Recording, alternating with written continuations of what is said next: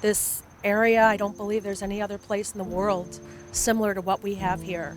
And I think it's remarkable that they've managed to build it and keep it up, and that every family who has their loved one's name on the wall knows we're never forgotten.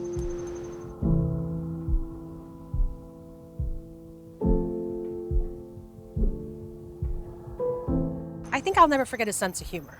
Had an uncanny way of making things funny that weren't funny all the time. My dad would walk in and he would have this loud footstep and you knew that he was home. And I get excited, like I still feel that excitement of my dad being home. He absolutely loved the idea of getting the bad guy. It was his purpose, it was his calling, and he really did feel like he made a difference.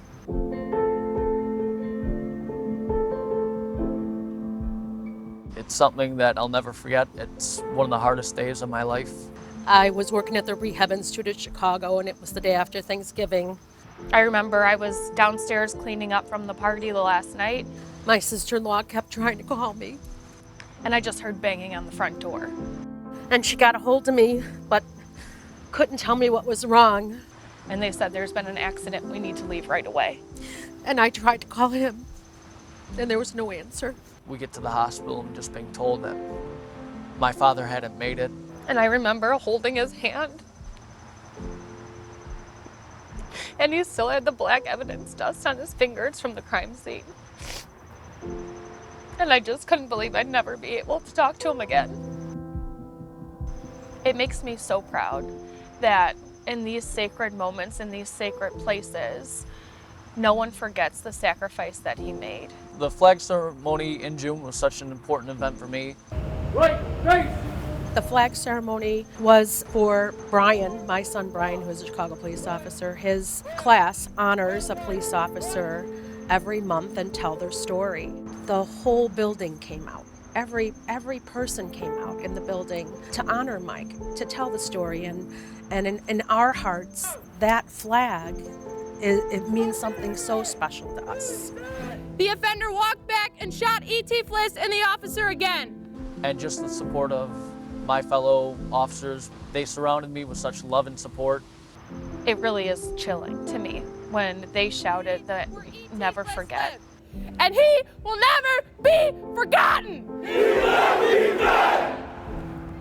It's not every day that his story is told.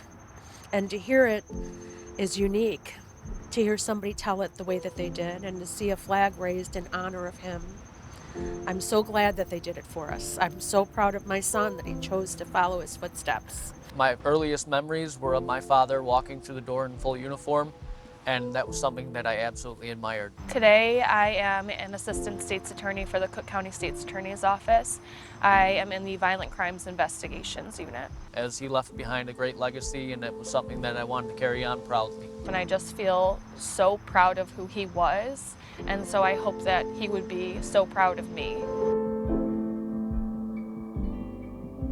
You know, my dad was the breadwinner, really, in our family, and my mom worked so hard, and we didn't know what to do, where that money was going to come from. And the Memorial Foundation stepped in. It's a great cause. It's a great charity. They do remarkable things for our families that nobody else does. The Chicago Police Memorial Foundation has done a tremendous job of making that their mission to make sure that those families are never forgotten by being there through the big moments such as holidays and big moments such as graduations. To those who donate to the foundation, I am forever in debt to you. My whole family is.